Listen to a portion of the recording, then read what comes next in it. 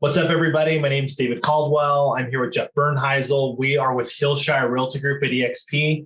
And we're going to do a quick video today to just talk about what's happening in the Portland metro area real estate market, residential real estate for really the month of July 2021. But we'll also give like some forward-looking thoughts, things that we've been talking about with our clients and advising our clients on this year.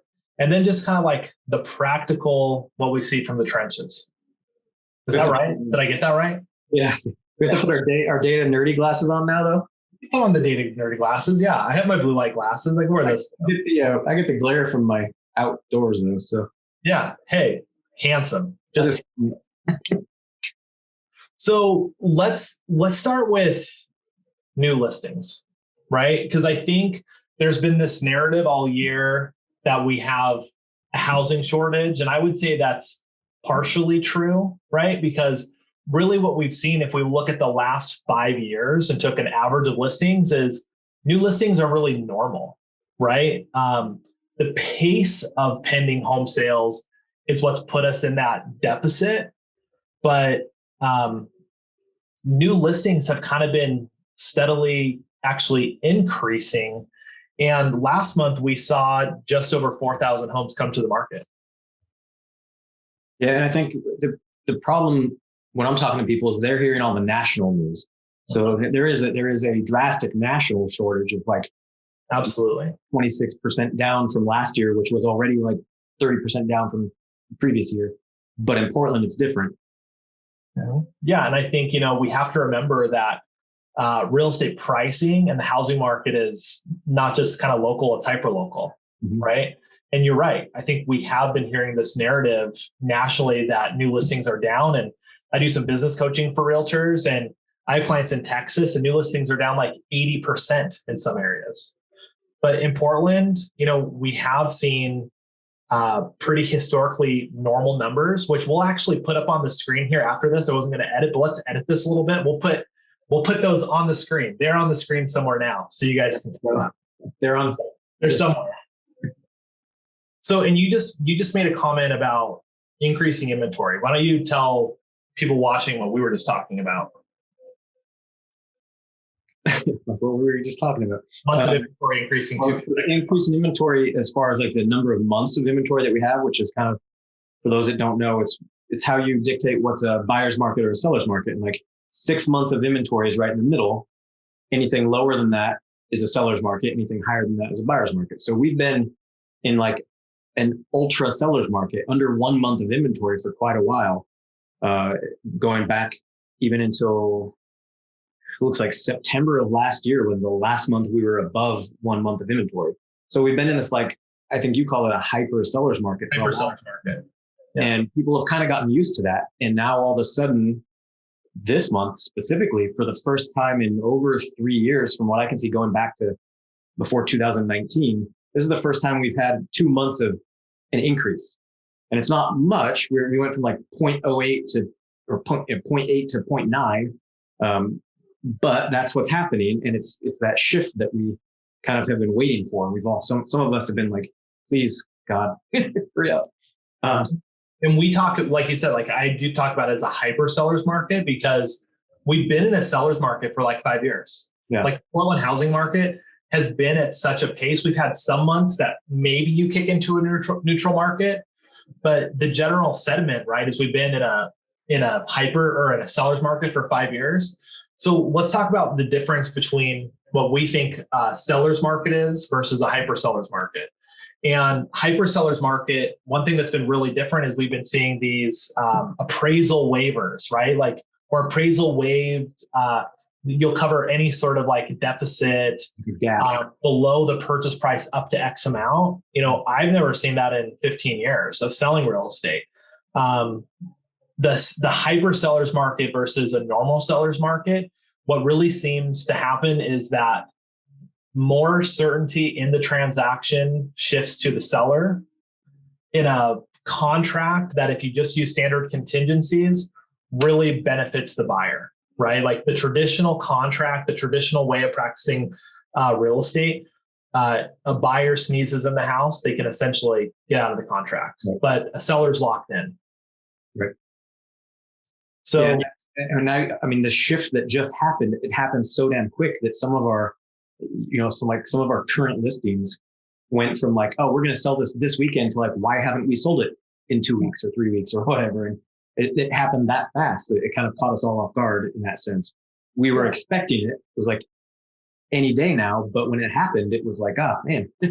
Yeah, we had been talking about it in our group for months, right? Because we were tracking that normal number of listings, right? We have a normal number of listings. We have an abnormal number of pending sales, which we'll talk about here soon. And, things go fast and then all of a sudden, right? Like we went from a normal seller's market to this hyper seller's market all of a sudden. And I think logic would assume or state, or however we want to phrase it, smart words, that the market would shift back as quickly. And hey, if you're a buyer looking to enter the marketplace or a buyer who felt beat up in the beginning of the year, the one thing you can count on in the Portland housing market is appreciation. We'll talk about appreciation too, but housing appreciation has happened basically in consecutive years since 1992, with the exception of 4 years. It just, you can basically just bank on it. It's the safest bet. We've had more years of 10% plus appreciation in Portland than we've had years of depreciation. Right. So this year is likely to be a very good year, maybe one of the best years ever for appreciation, but that doesn't mean depreciation follows. Our housing market is super strong, and we have a good supply of homes to buy, but we have a good supply of buyers to buy them. And on that topic, let's go to pending sales. So did you have any observations about pending sales when you took a look at that? They decreased. So it says they decreased 8.3% from last year and 5.1% from June. So, and last year was a weird year to compare anything to. I kind of just say last year is like a black hole. It doesn't really count because it was just so crazy. But to say, down from even 2019, I would say. So. Yeah, I think when you look at pending sales, like what Jeff's saying, is you can't just look at last year, right? You have to look over a normal time period. And if we look at the last 5 years, we're way outpacing, and maybe that graphic will show up somewhere around here. We're way outpacing what a normal year for pending sales would be. And if we look at pending sales in Portland, not to get too analytical, over the last 5 years, like 2020, there were about 33,000. 2019, there were about 30,000. 2018, 30,000. 2018, 31,000. 2016, 33,000. So we kind of average in that 32,000, 32,000 range per year for like the last 5 years. Last time I checked, and I haven't done the math on this yet, but it looked like we're pacing about 37,000 home sales in 2021. So my question has been, are we more likely to see a normal number of sales this year? Let's call it 33,000 pending sales. Or are we more likely to see 37,000 pending sales, which is what we've been pacing? Well, and people have been saying, oh, rates are going to go up and this and that. And the answer is that as long as nothing drastic happens, rates went down this week. People have been saying they're going to go up, and they went down. So I would say we're going to see the higher number. It'll be, I don't know if it'll be a record number, but I think it might be. Yeah, well, this will be a debate, because I think we're going to trend towards a normal number of pending sales. So does that mean pricing is going to go down? I don't think so. No, I just think the pace of sales towards the end of the year is going to slow down, unless the Delta variant, right? Like I think what the Delta variant does is that really intimidates people, right? Mm-hmm. It keeps more people in their homes, or it stresses again the importance of living in a home that you really love and you have the space for, right? Which I think is what prompted a lot of people to enter the market the way they have, with this like kind of fear of missing out.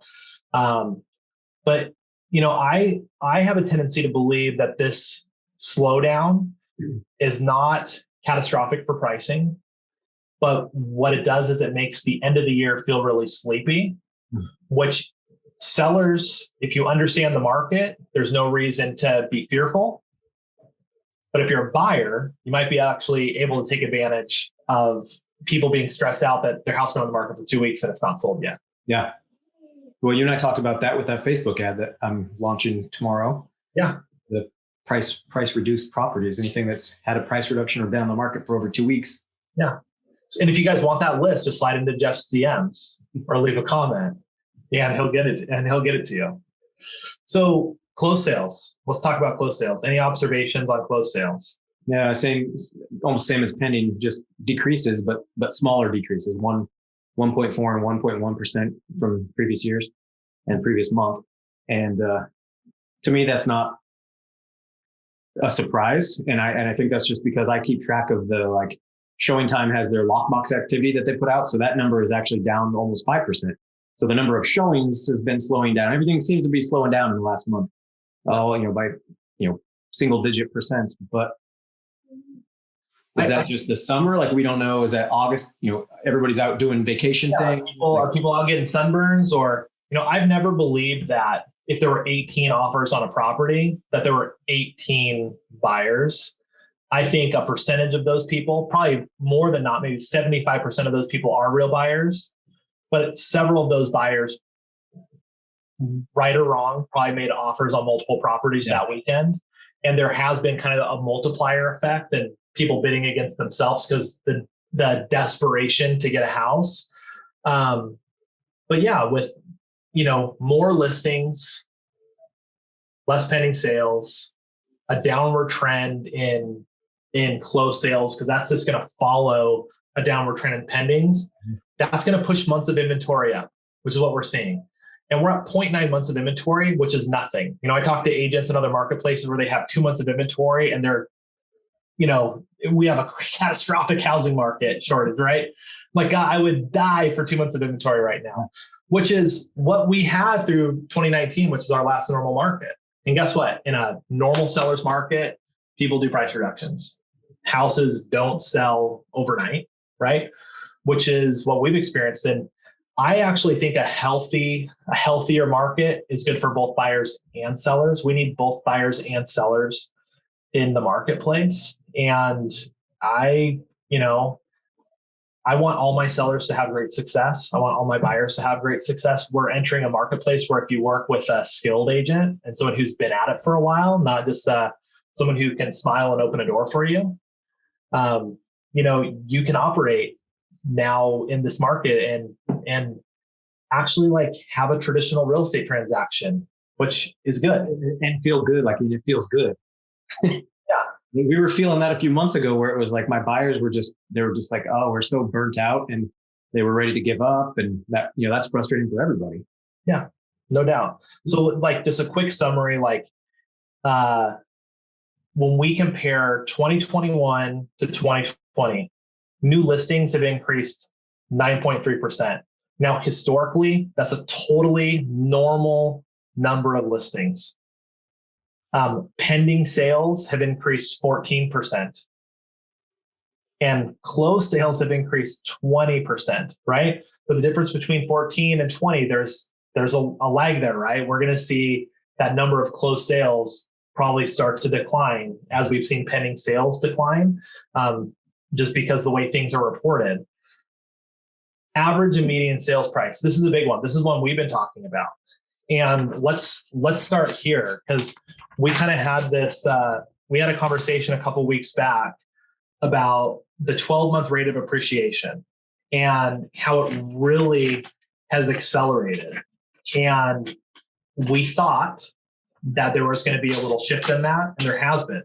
So in January, the 12-month rate of appreciation was 11%.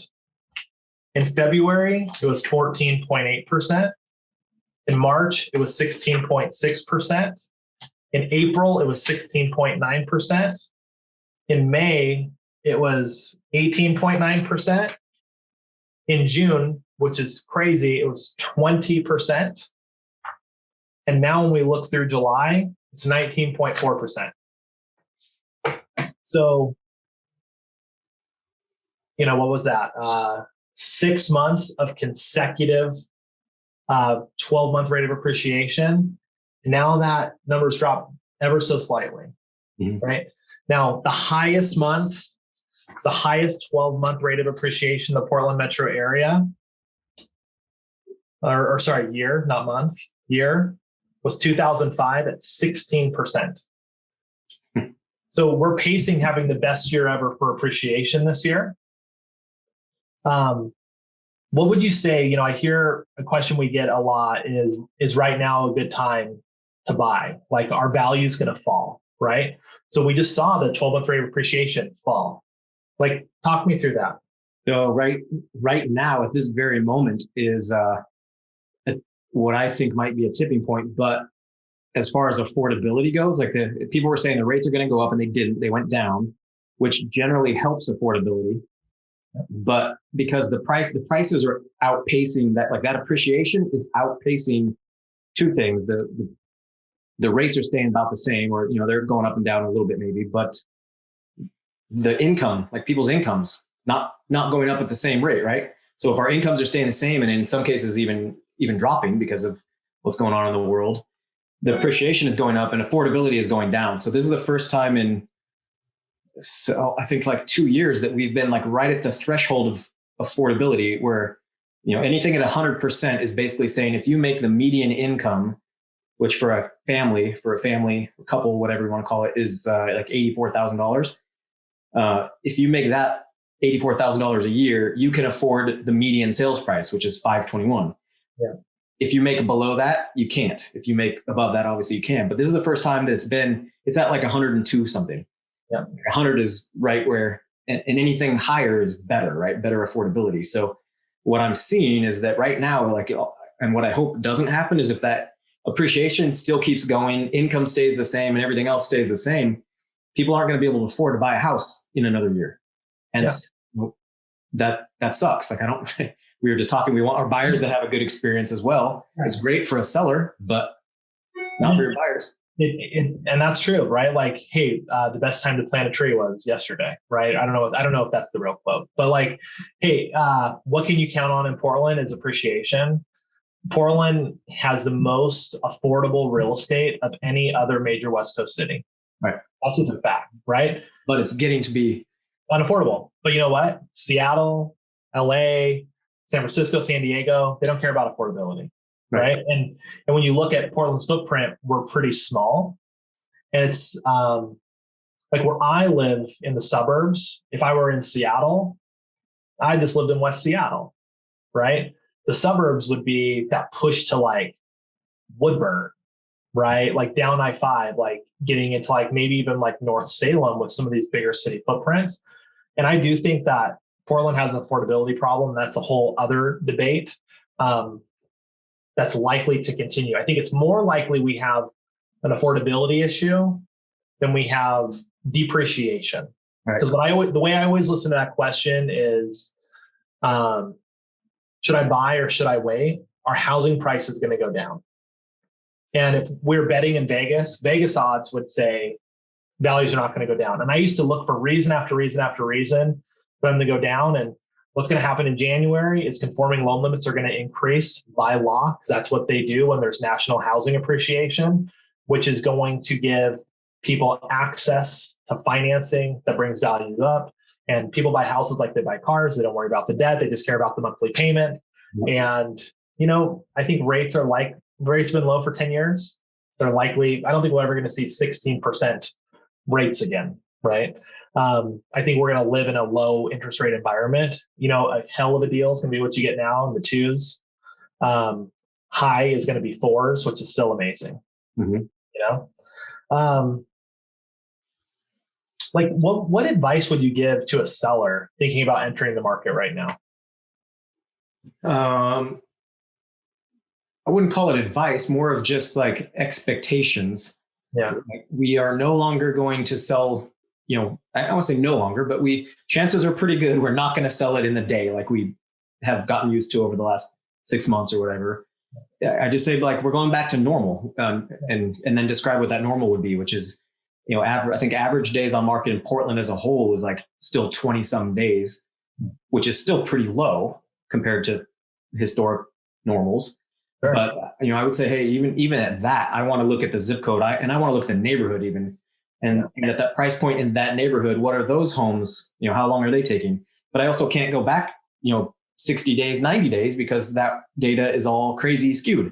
Yeah. So we can't hold on to the narrative of 6 months ago. Right. So I'd almost go back and look 2 years ago and say, what did that normal 2 years ago look like? Because that's probably going to be what we're looking at now. Yeah, I agree. That's been a conversation I've had with a lot of sellers right now is, you can't push value as much. Condition has to be improved a little bit more maybe. And, what should our expectations be in a shift? We have to look there's not as much margin for error if you're a seller. And we're still in a marketplace where the expectation of buyers is that things sell fast. So you get that stigma of what's wrong pretty quickly. Yep. Now, working with a good agent and marketing, that's easy to overcome, right? If they understand the data and what's happening in the market. Hey, like a good question to ask your real estate broker, what's the average sales price, right? In an area. They don't have to know the answer to that question, but if they're not resourceful enough to find it pretty quickly, like you might want to reevaluate who's opening doors for you or putting your house on the market. Yeah. What about buyers? Like what would you be saying? What are you saying to your buyer clients right now? My buyers, I'm telling them basically breathe a little easier because, we're not having to do the 50,000 over asking and multiple bidding wars and all of that crap. It's almost the same advice. It's like we're going back to normal. I go back to the sellers thing. We just had a deal that's closing in the next week or so where when I first took the listing and started talking with the sellers, they were like, well, we have an oil tank. It needs to be decommissioned, all this stuff.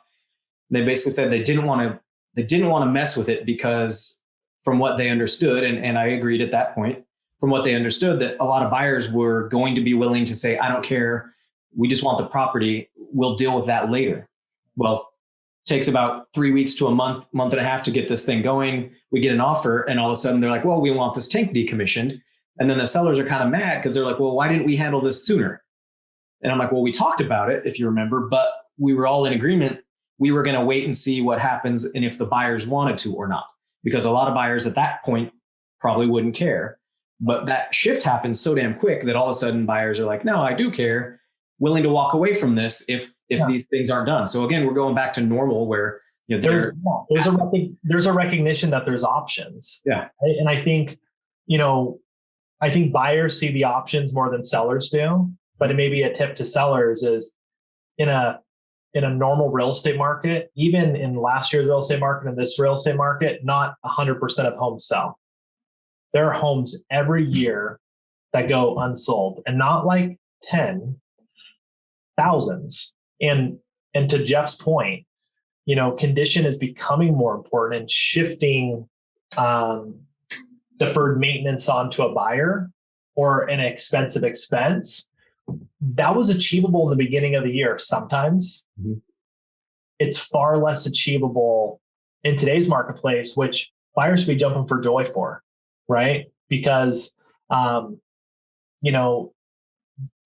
if someone wants these crazy terms, we're not in a marketplace that demands that anymore. There are going to be certain properties that do demand it. There's hot properties in any marketplace. But as a buyer, you get to choose how you participate in the marketplace. As an agent, I really love to use standard contingencies. And why do I like standard? It's what the industry has agreed to as normal.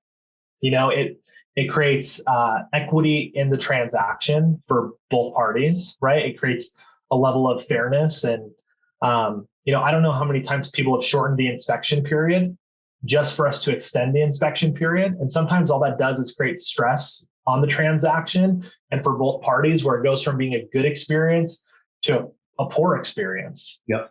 But, for buyers do need to know that you don't have to accept a seller's problems as much anymore, right? Or in the beginning of the year, that just seemed like the expectation. My sister on our team, she got 2 new roofs. She negotiated new roofs for 2 buyers in the last 60 days. And in the beginning of the year, I felt like we couldn't get someone to caulk around the windows, couldn't get anything. Right. Because they would have just been like, no, we've got 5 other offers next. Yeah. So, what I really hear, like, I think we're pretty much in agreement on most things, right? Which is the market still favors sellers. For buyers, they have more opportunity, right? They're recognizing that. So sellers need to be more in a relationship where there's give and take, right? And, buyers have a lot more security in the marketplace, which is good. Going back to normal. Yeah, go back to normal. Yeah, and I think, I've had a couple of clients with sellers where they say, hey, we want to wait. We want to wait to go back to this market we were just in. I hope that's unlikely. I don't think it's likely, or I don't hope it's likely. I don't want to see this kind of market again. I think that's where we actually get in danger of a real estate market not being healthy, because we can't have 20% appreciation every year.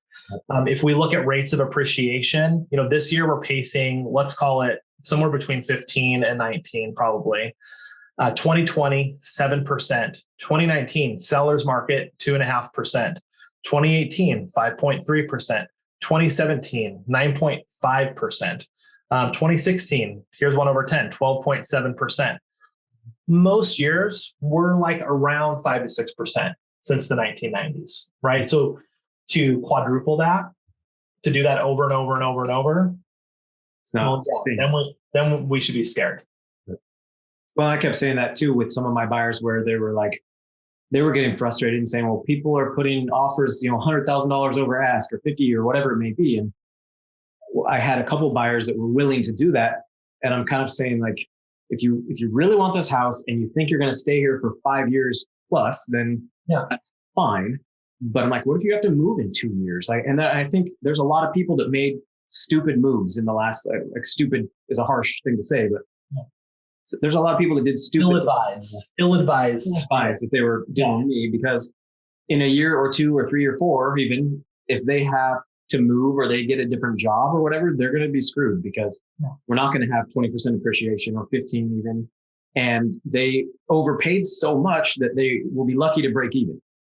Yeah, I agree with that. Like when the average sales price in Portland is in the 500s, you can be wrong by 1 or 2% and the market can bail you out pretty easy. Yep. When you start being wrong by 10, 15%, that's where you need to be in a house for, to Jeff's point, 5 to 7 years. In 1 to 2 years, you can make a bad decision. In 5 years, statistically, people always feel really good, right? 5 years ago, the 2016, the average sales price was $395. The average sales price last month was $567, right? In any 10-year period of Portland real estate, if you own real estate, you feel like a genius, right? Like that's been the joke I've said for years. Like 5 years, you feel really smart. 10 years, you feel like a genius, and that's just what the statistics would say. 2020, the average sales price at the end of the year was $495. 2010, $282.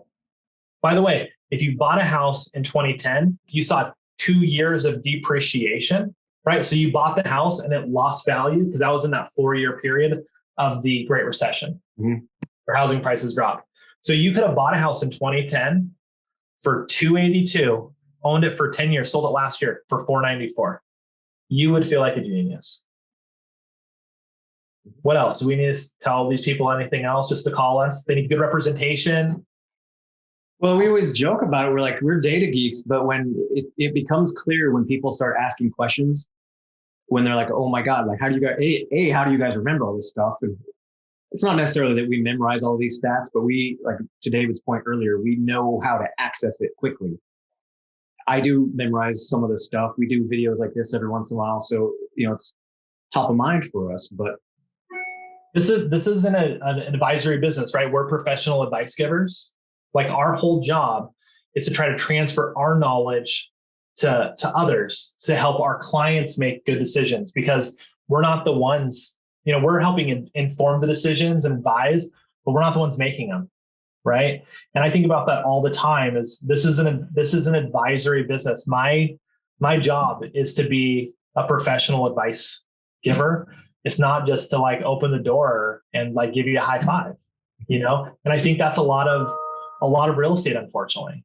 Like I used to be in punk rock bands when I was growing up, and we'd make fun of the bands that were friends bands. Like the only people they can get to go watch them play music were like their friends.